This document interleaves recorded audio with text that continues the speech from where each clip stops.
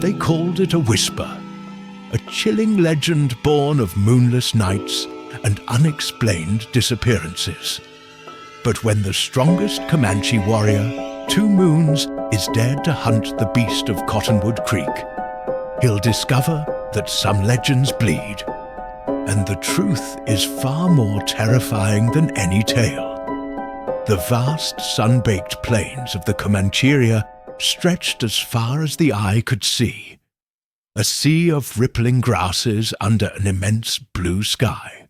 Here, where the Canadian River snaked its life-giving waters through the arid land, the people, the Numunu, pitched their buffalo-hide teepees. Among them, 2 Moons was a name spoken with respect. His shoulders were broad, his arms corded with the strength of many hunts and battles, and his eyes, dark and keen, missed little. He could track a whisper of disturbed dust or the faintest scent on the breeze, and his arrow flew truer than any other in the band, led by the aging Chief Ten Bears. He was not yet a chief himself, but his quiet confidence and proven courage made many look to him when the wind carried unsettling news. Lately, the wind seemed to carry little else. An unease, subtle at first as the shadow of a passing cloud, had begun to creep through the camp. It started with small things, easily dismissed. A prized painted pony belonging to Asa Tai, Wolfcry, vanished one moonless night, not from a rival raiding party, for there were no tracks of shod horses or unfamiliar warriors, but as if swallowed by the earth itself. Then, from the tangled depths of the Cottonwood Creek woods, a dense, dark thicket that bordered their usual hunting grounds to the north, came howls.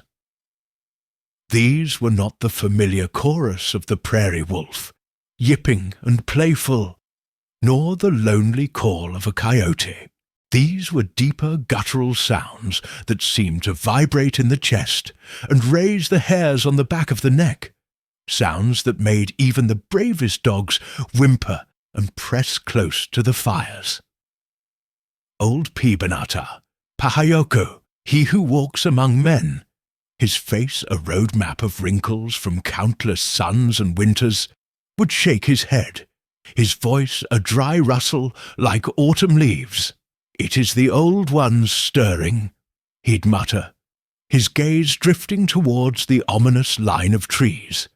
The tales speak of such things, of a creature that is neither man nor beast, a shadow that walks when the moon is wrong. He spoke of the Piamupitsi, the man-wolf, a legend whispered by grandmothers to frighten restless children, a creature of immense power and insatiable hunger. Most of the younger warriors, men like the brash and often boastful Enheit, Navist, Hawkeye, would scoff, though perhaps with a little less certainty than they showed. "Old man Pahayoko sees spirits in every dust devil," Hawkeye would say, polishing the stone head of his favourite war club. "It is likely a large plains wolf, driven mad by hunger, or perhaps a solitary bear wandered down from the high mountains. Nothing more." Yet even Hawkeye kept his teepee flap drawn tighter at night, and his laughter didn't quite reach his eyes when the talk turned to the forest. 2 Moons listened to it all. He sat by his own small fire, mending a sinew bowstring, his movements economical and precise. He'd heard the howls himself, felt the unusual stillness in the air before they began. He'd noted the way the game had become scarce near that particular stretch of woods, the deer and antelope giving it a wide berth. He offered no easy explanations, nor did he dismiss the elder's fears. He was a man who dealt in what he could see, touch, and understand, but he also knew the world was vast and held mysteries beyond the ken of everyday life. The growing fear in the eyes of the women as they gathered wood, the hushed conversations that ceased when he approached, the way children no longer played near the edge of the camp facing the forest. These were tangible things. The unease was like a slow-gathering storm. Each day brought a new, small disturbance. Tracks found near the riverbank that were too large, the claws too long, the gait too strange for any known animal.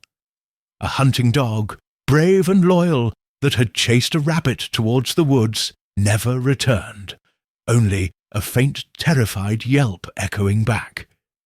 The air itself felt heavy, charged with an unseen presence. The familiar life-sustaining rhythm of the camp was subtly disrupted, replaced by a low thrum of anxiety. Was it merely the power of suggestion? The old tales taking root in worried minds?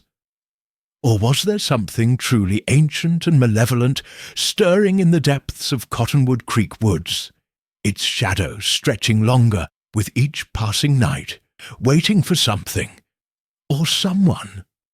The whispers grew louder, more insistent, carried on every gust of wind that swept across the endless plains, and everyone knew, though few dared to voice it aloud, that soon something would have to be done. The tension was palpable now, a living thing that coiled around the lodges of the Numunu. The whispers had become a low murmur, a constant undercurrent to the daily life of the camp. The once boisterous shouts of children at play were muted, their games kept close to the reassuring presence of their mothers and the smoky scent of the cooking fires. Even the warriors, men who had faced Pawnee lances and the thundering charge of a buffalo herd, moved with a new kind of watchfulness, their eyes straying often towards the dark, silent fringe of Cottonwood Creek woods. The forest, once a reliable source of game and firewood, now loomed like a brooding entity, guarding its secrets and perhaps something far more sinister. The breaking point arrived on a hazy afternoon, when the sun hung like a pale orange disk in the smoke-filled sky from distant prairie fires. Little Tasana, Little Beaver, a boy of barely 7 summers, known for his adventurous spirit and quick feet, had been tasked with checking the snares set for rabbits along the riverbank. A safe distance, it was thought, from the deeper woods. He returned hours later than expected, not with a string of conies, but stumbling into the camp, his small face ashen, his eyes wide with a terror that stole his breath. His cottonwood bark tunic was torn, and fresh, angry scratches, too wide and deep for brambles, scored his arm from wrist to elbow. When his mother, Mourning Dove, finally coaxed words from him, they came in gasps, broken and disjointed. He spoke of a shadow, a giant wolf, but it walked like a man, its eyes glowing faintly in the dim light under the riverbank willows. He'd seen it rise from the reeds, its form immense and wrong, and had only escaped by scrambling up a steep, thorny embankment, the creature's snarl echoing behind him. His story, raw and unfiltered by adult skepticism, ripped through the camp like wildfire. This was no old man's tale, no distant rumour. This was a child of their own, marked by the encounter. Fear, sharp and undeniable, gripped the hearts of the people. That evening, the drums beat a sombre rhythm, calling the warriors and elders to the central council fire. Chief Ten Bears, his face etched with worry, his voice heavy, spoke of the growing darkness. "The spirits of the land are troubled," he said, his gaze sweeping over the assembled faces. "This shadow, this beast, it steals our peace, it threatens our children." It was then that Navist, Hawkeye, his usual bravado tinged with a nervous energy, stepped forward. He looked not at the chief, but directly at Two Moons, who sat quietly, observing. "These are troubling tales indeed," Hawkeye began, his voice a little too loud.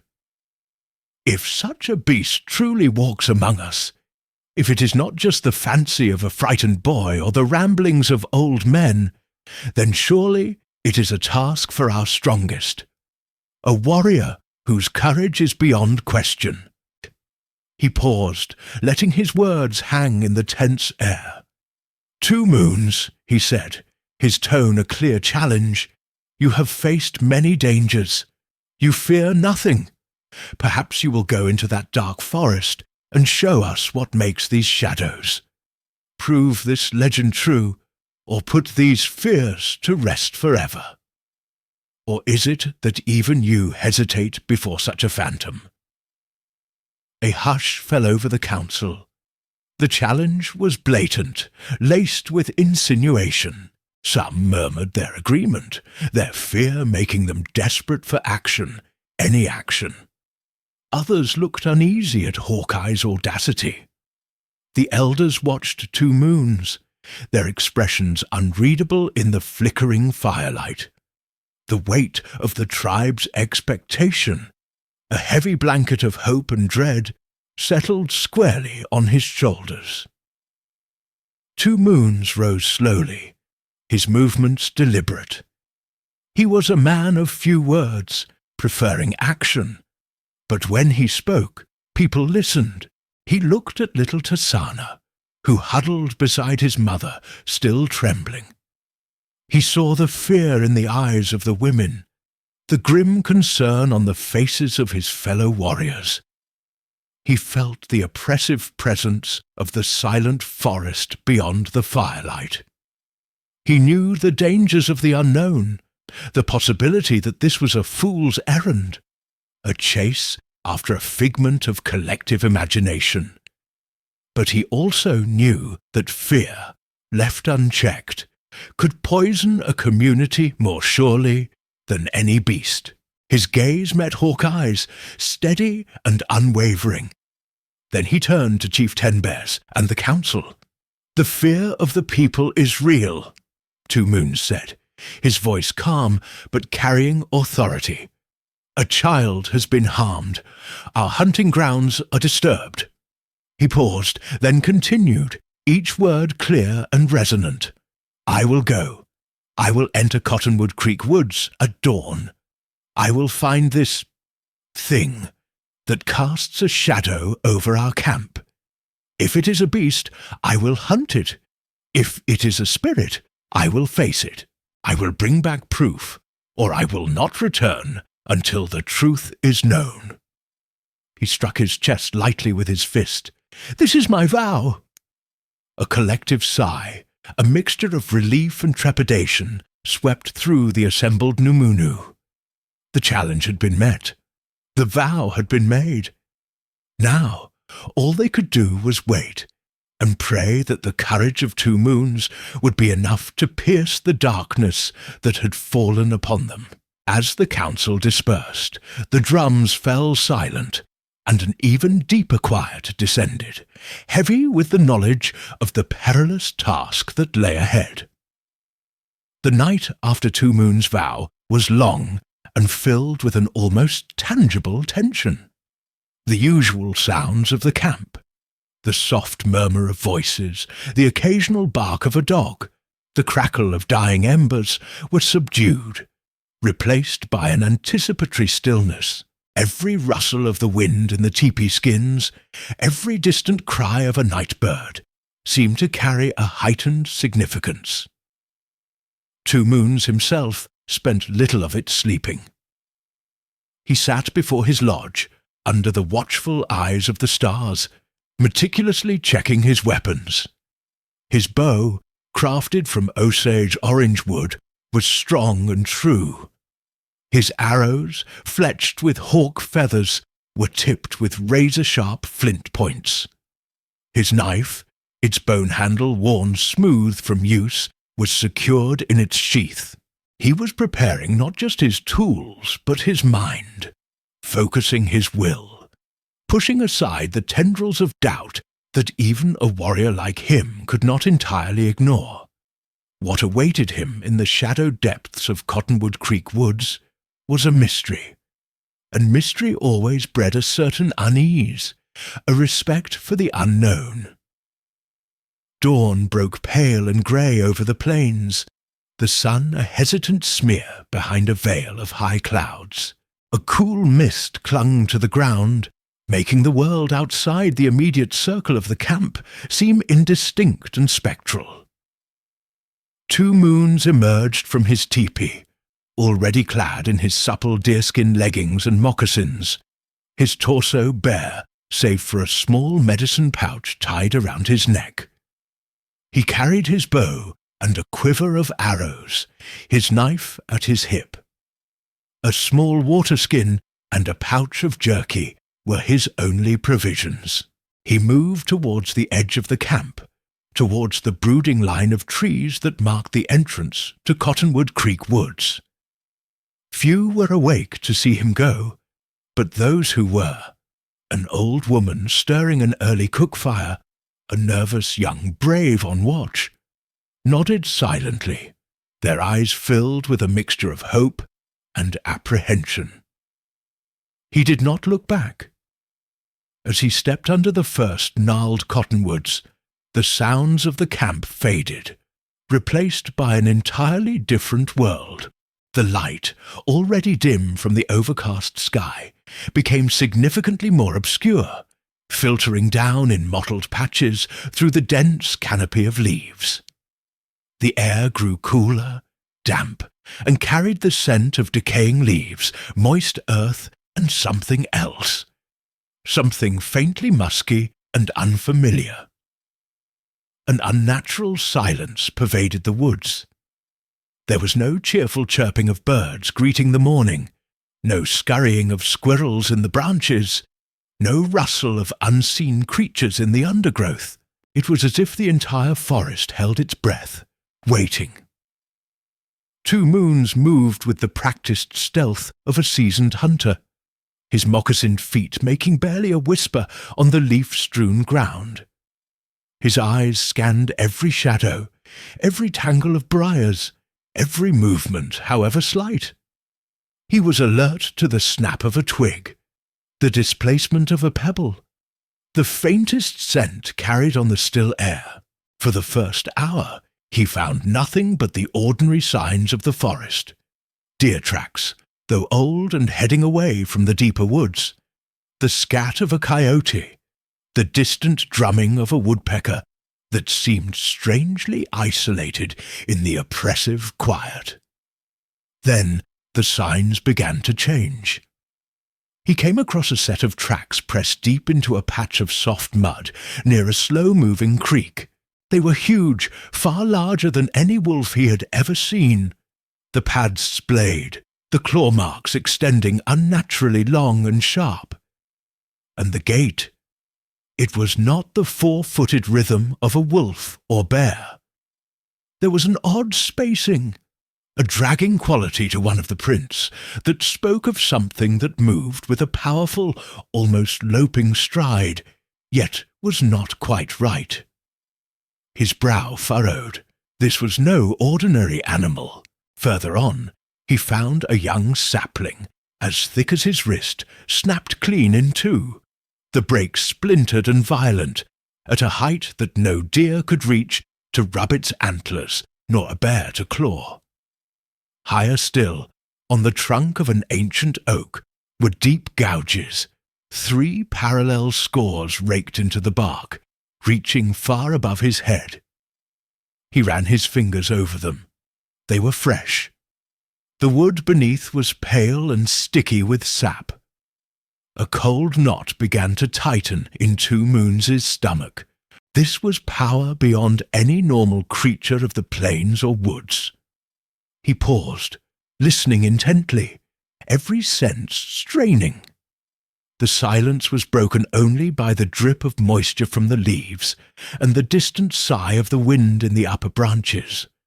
But he felt it, a prickling sensation on the back of his neck, the distinct unnerving feeling of being watched. His hand instinctively went to the hilt of his knife. He scanned the dense thickets around him, the shadowy hollows between the ancient trees. Nothing moved, yet the feeling persisted, growing stronger. Suddenly, from deeper within the woods, a sound ripped through the stillness. It was a howl, but unlike any he had ever heard. It began low, a guttural rumble that seemed to issue from the very depths of the earth, then rose in pitch to a chilling, mournful cry that was filled with a terrifying savagery, before abruptly cutting off. It was not the call of a wolf pack, nor the territorial challenge of a lone male. It was something more, something primal and filled with an ancient hunger. And it was closer than he had anticipated, much closer. His heart hammered against his ribs. He knocked an arrow to his bowstring, his eyes darting, searching. And then, for a fleeting instant, through a narrow gap in the tangled undergrowth, he saw it, a shape, immense and dark, moving with a swift, fluid motion that was both graceful and horrifyingly unnatural. It was too far, too obscured by leaves and shadow to make out any detail, but the sheer size of it, the unnatural speed, sent a shiver down his spine. Then it was gone, vanishing as silently and suddenly as it had appeared, leaving Two Moons alone once more in the heavy silence, the echo of that terrible howl still ringing in his ears. The forest was no longer just a place of shadows, it was a place of tangible threat. The fleeting glimpse of the massive, shadowy form and the unearthly howl that preceded it had irrevocably shifted something within Two Moons. The lingering vestiges of skepticism, the faint hope that this might all be an elaborate trick of fear and shadow, dissolved like mist under a harsh sun. What he was hunting was real, powerful, and unlike anything he had encountered in a lifetime, spent learning the ways of the wild. The forest, which had initially felt merely oppressive and silent, now seemed actively malevolent. Each rustle of leaves, each snap of a distant twig, a potential herald of the beast's approach. His senses, already honed to a razor's edge, sharpened further, every nerve alive and thrumming with a heightened awareness. The initial mission to investigate had now unequivocally become a hunt where he was just as likely to be the prey. Two Moons forced himself to breathe deeply, calming the rapid beat of his heart. Panic was a luxury he could not afford. He carefully examined the area where he had seen the creature disappear, searching for any sign, any track that might give him a clearer understanding of his quarry. The leaf litter was thick, disturbed in a way that indicated a heavy body had passed, but the prints were indistinct, blurred by the creature's speed. He decided to follow the general direction, moving with even greater caution than before. His arrow still nocked, his gaze sweeping his surroundings in a constant vigilant arc. The trail, if it could be called that, led him deeper into the woods, towards a part of Cottonwood Creek he rarely ventured into, where the trees grew closer together, their branches intertwining overhead to create a perpetual twilight. The ground became rockier, sloping downwards into a shallow ravine. It was here, tucked beneath an overhang of weathered rock and concealed by a curtain of tangled vines, that he found it. A dark opening in the hillside, a cave. A foul stench emanated from the cave mouth, a rank, cloying odour of damp earth, old blood, wet fur, and something else, something uniquely musky and wild that made his nostrils flare in distaste. This was no ordinary animal den. Hesitantly, Two Moons pushed aside the vines. The entrance was low, forcing him to stoop. He paused, listening. Only the drip of water from somewhere within broke the silence. Holding his bow ready, he peered into the gloom. As his eyes adjusted, shapes began to emerge from the darkness. The cave was not deep, but it was wide, and what he saw made the blood run cold in his veins. Scattered across the cave floor were the remains of animals. A deer, its bones gnawed and splintered with savage force. The picked-clean carcass of what looked like a pronghorn. And most disturbingly, the tattered remnants of a heavy buffalo hide, perhaps dragged from a hunter's kill. The sheer destructive power evident in the carnage was terrifying. And then he saw, in a shadowed recess, a rough nest-like depression lined with dried leaves and tufts of coarse, dark fur. He reached out and picked up a clump. It was stiff, almost bristle-like, and its colour was a deep, unnatural black, unlike any wolf or bear pelt he had ever seen. There was no longer any room for doubt, not a shred. The creature was real, a predator of immense strength and ferocity. This was its lair. As he stood there, absorbing the grim reality of the place, a low growl rumbled from the cave entrance behind him. Two moons spun around, his arrow instantly aimed. Framed in the opening, silhouetted against the dim light from outside, stood the beast. It was even larger than he had imagined from his fleeting glimpse. Its shoulders were massive, its body thick with muscle beneath a shaggy coat of the same dark fur he held in his hand. It stood on its powerful hind legs, its forelimbs, tipped with wicked-looking claws, held slightly out from its body.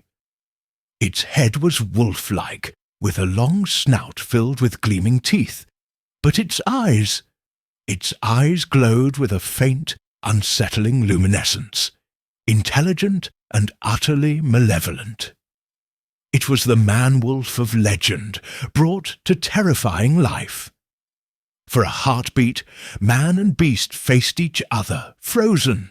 Then the creature let out another of its chilling howls, a sound that was both a challenge and a promise of death, and lunged. Two moons loosed his arrow, a desperate shot aimed at the centre of its chest. But the beast moved with shocking speed, twisting its body. The arrow struck its shoulder, drawing a grunt of pain and fury, but did not slow its charge. There was no time to knock another. He dropped his bow and drew his knife, bracing himself. The creature was upon him, its fetid breath hot on his face. He ducked under a sweeping claw that would have torn his head from his shoulders, the wind of its passage ruffling his hair. He thrust upwards with his knife, but the beast's thick hide and dense muscle turned the blade, inflicting only a shallow gash. He was knocked backwards, stumbling over a rock, the impact jarring his bones.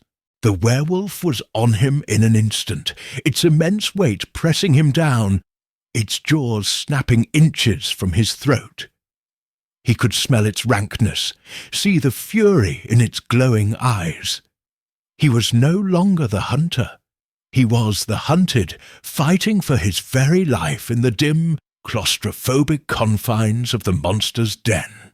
The raw, primal terror of being pinned beneath the monstrous weight of the werewolf, its hot, fetid breath washing over his face, its razor-sharp teeth snapping mere inches from his throat, was an experience unlike any two moons had ever known. He had faced charging buffalo, cornered mountain lions, and hostile warriors. But this was different. This was a creature of nightmare, embodying a savagery that seemed to transcend the natural world. Yet, even as fear threatened to paralyze him, the warrior's instinct, honed by countless life-or-death struggles, took over. He knew that to succumb to fear was to die. His mind, clearing with the cold adrenaline of imminent doom, raced to find an escape, any escape. With a desperate surge of strength, Two Moons twisted his body, using the leverage of his legs to try and unbalance the massive creature. The beast snarled, its claws digging into the earth beside his head, seeking purchase. He thrust his knife hand, still clutched tightly, towards its glowing eyes, not expecting to connect, but hoping to make it flinch, to create an instant's opening. The werewolf jerked its head back, and in that fractional moment, Two Moons heaved, rolling violently to the side. He scrambled free, gasping for breath, the creature's enraged roar echoing in the confined space of the lair. He gained his feet just as the werewolf lunged again. There was no room to maneuver, no time to think beyond immediate survival. He dodged another savage swipe of its claws, feeling the air stir as they passed dangerously close to his face. He saw his bow lying near the cave entrance, a tantalizing distance away. He knew he couldn't fight this thing head-on with just a knife. Its sheer power and reach were too overwhelming. He feinted to the left, then darted right towards the cave mouth. The werewolf, momentarily confused by the quick movement, turned, its heavy body less agile in the tight quarters than Two Moons' lithe form. He reached the entrance, scooped up his bow, and burst out into the relative brightness of the forest, not daring to look back. He could hear the beast crashing through the undergrowth behind him, its furious snarls driving him onward. He ran, not blindly, but with the instinct of a hunted animal seeking refuge, his mind racing to assess his situation. The arrow he had fired was still embedded in the creature's shoulder. He'd seen the dark fletching. It was a wound, yes, but clearly not debilitating enough. His knife, though sharp, had barely scratched its thick hide. He needed distance, he needed a plan, and he needed time, commodities that were rapidly diminishing. The werewolf was relentless. He could hear its heavy footfalls pounding the earth, gaining on him. The forest, which had felt ominous before, now felt like a closing trap. He risked a glance over his shoulder. The beast was closer than he thought, its dark form a terrifying engine of destruction, branches snapping and smaller trees bending as it crashed through them. Its glowing eyes seemed to burn into his back. He spotted a dense thicket of thorny bushes ahead and plunged into it, hoping the sharp barbs would slow his pursuer. The thorns tore at his skin and leggings, but he barely noticed, pushing through with desperate urgency. For a moment, the sounds of pursuit lessened. He burst out of the thicket onto a small, rocky clearing. He had gained a few precious seconds. He tried to nock an arrow, his hands slick with sweat, but the werewolf erupted from the thorns with a blood-curdling howl, seemingly unfazed by the barrier. It charged across the clearing. Two Moons had time for one quick, unaimed shot. The arrow whizzed past the creature's head. Before he could react further, the werewolf was upon him. He tried to sidestep, but he was too slow, too tired. A massive paw, claws extended, slammed into his left arm with brutal force. He cried out as searing pain shot from his shoulder to his fingertips. His spear, which he had been carrying slung across his back, clattered away into the undergrowth, lost. The impact sent him sprawling, his head hitting a rock. Stars exploded behind his eyes. Dazed and winded, he scrambled backwards, his injured arm throbbing, his vision swimming. The werewolf loomed over him, its chest heaving, saliva dripping from its jaws. It lowered its head, sniffing, its glowing eyes fixed on him with cold, predatory intent. He was trapped, His bow was several feet away, his spear gone, his knife his only remaining weapon against this monstrous foe. Blood was soaking through his legging from the deep gashes on his arm. Fear, cold and stark, threatened to overwhelm him. He was wounded, outmatched, and cornered. The triumphant hunter had become the desperate prey, and the shadow of death fell chillingly close in the dim, unforgiving light of the forest. He knew with a sinking certainty that a direct confrontation now would be his last. The acrid scent of the werewolf's breath, mingled with the metallic tang of his own blood, filled Two Moon's nostrils. Pain throbbed in his arm, a fiery counterpoint to the cold dread that threatened to engulf him. He lay there, propped against the unyielding rock, watching the monstrous creature loom over him. Its glowing eyes, like embers in the gloom, held no mercy, only a primal hunger. In that moment, the image of his people, the faces of Chief Ten Bears, Mourning Dove, and even the skeptical Hawkeye flashed through his mind. He had made a vow. He could not, would not, let his story end here, as a forgotten kill in the depths of a cursed forest. This realization, this flicker of defiance, pushed back against the encroaching despair. He might be wounded, he might be cornered, but he was not yet defeated. His mind, sharpened by the imminent threat, began to race, searching for any advantage, any desperate gamble that might turn the tide. As the werewolf took another step closer, its growl a low rumble of anticipation. Two Moon's gaze darted around the small rocky clearing. His eyes fell upon a narrow fissure in the rock face behind him, partially obscured by a tangle of deadfall. It wasn't much, barely wide enough for a man to squeeze through, but perhaps too narrow for the bulk of the beast. It was a slim chance, but it was the only one he had. With a sudden explosive burst of movement that belied his injuries, Two Moons lunged sideways, not towards his dropped bow, but towards that fissure. The werewolf, surprised by the unexpected maneuver, reacted a fraction of a second too late. Its snapping jaws closed on empty air as Two Moons scrambled, half crawling, half dragging his injured arm into the tight opening. The fissure was indeed narrow, the rock rough and abrasive against his skin. He squeezed through, the stone scraping his back and chest, his wounded arm screaming in protest. He could hear the werewolf roaring in frustration on the other side, its massive claws scrabbling at the entrance, unable to gain purchase or widen the gap. He had bought himself precious moments.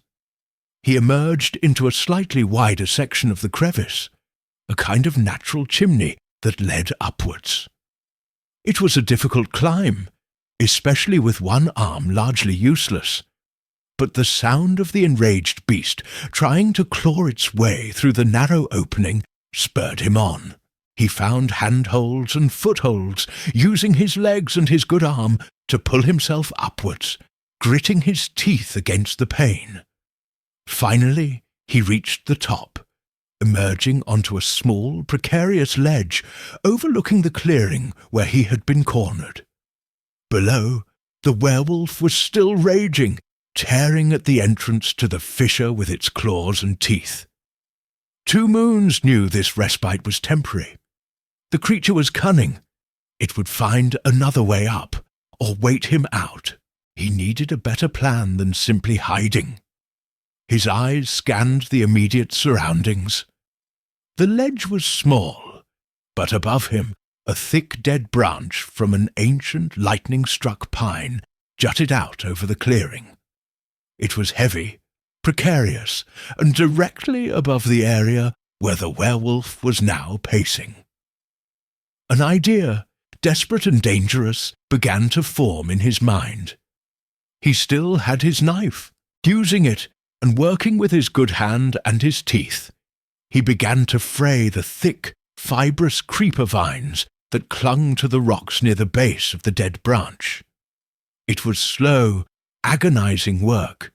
Every movement sent jolts of pain through his injured arm. Below, the werewolf had seemingly given up on the fisher, and was now circling the base of the rocky outcrop, its glowing eyes searching upwards, its growls growing more menacing. It knew he was up there. Time was running out. He saw the beast begin to test a possible ascent route on the far side of the outcrop. He worked faster, sawing at the last few strands of the toughest vine holding the deadfall. Finally, with a groan of stressed wood, the massive branch shifted slightly. It was ready. 2 Moons positioned himself carefully, his heart pounding. He took a deep breath, then with a sharp cry, part war yell, part prayer to the spirits, he kicked out with all his strength at the base of the dead branch. For a heart-stopping moment, nothing happened. Then, with a crack like thunder, the branch tore free. It plunged downwards, a massive cudgel of solid wood, directly towards the spot where the werewolf was looking up, its head tilted as if trying to pinpoint his location. The creature reacted with its unnatural speed, attempting to leap aside, but it was too late. The heavy limb struck it a glancing blow across its back and shoulders, not a direct hit, but forceful enough to send it crashing to the ground with a pained yelp that was almost dog-like. It lay there for a moment, stunned, its massive body twitching. This was his chance, perhaps his only chance. Ignoring the searing pain in his arm, 2 Moons began to descend the rocky outcrop, choosing a path that was steep but quicker than the way he had come up. He reached the bottom just as the werewolf was struggling to its feet, shaking its massive head, clearly dazed and disoriented, its earlier invincibility momentarily shattered. It saw him, and a fresh wave of fury contorted its features. It gathered itself to charge, but it was slower now, its movements less certain. 2 Moons didn't hesitate. He launched himself forward, knife held low, aiming for the throat, the one vulnerable spot he had glimpsed in their earlier struggles. The beast swiped at him, but its coordination was off. He ducked under the clumsy blow, feeling the wind of its passage, and drove his knife upwards with all the strength he possessed. The blade bit deep into the thick fur and muscle of the werewolf's throat. A hideous gurgling sound escaped the creature as dark, hot blood erupted from the wound, spraying 2 Moons' face and chest. The glowing eyes widened in shock, then began to dim. The immense body shuddered violently, its powerful limbs thrashing. It took a stumbling step backwards, then another, before crashing heavily to the forest floor, a final ragged sigh escaping its lungs. Then it was still. 2 Moons stood over it, panting, his body screaming with pain and exhaustion. His knife was still buried to the hilt in the creature's throat. The forest around him, which had seemed so alive with menace moments before, was suddenly, profoundly silent. The only sounds were his own ragged breathing and the drip of blood from the vanquished beast onto the fallen leaves. He had done it. He had faced the man-wolf, the Pia Mupitsi of legend, and he had survived. He had conquered. The silence that descended upon the forest in the aftermath of the werewolf's demise was profound, a stark contrast to the terrifying sounds of the life-and-death struggle that had just concluded. 2 Moons stood there for a long moment, his chest heaving, every muscle in his body aching, the pain in his arm a throbbing fire. The adrenaline that had fueled his desperate fight began to recede, leaving him trembling with exhaustion and the delayed shock of his ordeal. He looked down at the massive, still form of the creature at his feet. Its fur was matted with blood, its once glowing eyes now dull and lifeless. It was undeniably, irrevocably dead. The Pia Mupitsi, the terror of Cottonwood Creek woods, was no more. With a grunt of effort, Two Moons retrieved his knife from the werewolf's throat. The task ahead was grim but necessary. He had made a vow to bring back proof. A story, no matter how vividly told, would not be enough to banish the deep-seated fear that had gripped his people, nor to silence the whispers of skeptics like Hawkeye. He needed something tangible, something undeniable. Working with his one good arm and his knife, he began the gruesome task of severing the beast's massive head. It was a difficult and bloody job, made more arduous by his injuries and dwindling strength. The creature's neck was thick with muscle and bone, its hide incredibly tough. But Two Moons persisted, driven by the image of his people waiting, by the memory of little Tasana's fear-filled eyes, and by the solemn weight of his vow. Finally, with a last wrenching cut, the head came free. He also took a large section of its dark, coarse pelt, enough to demonstrate its unnatural texture and size. The journey back to the encampment was an ordeal in itself.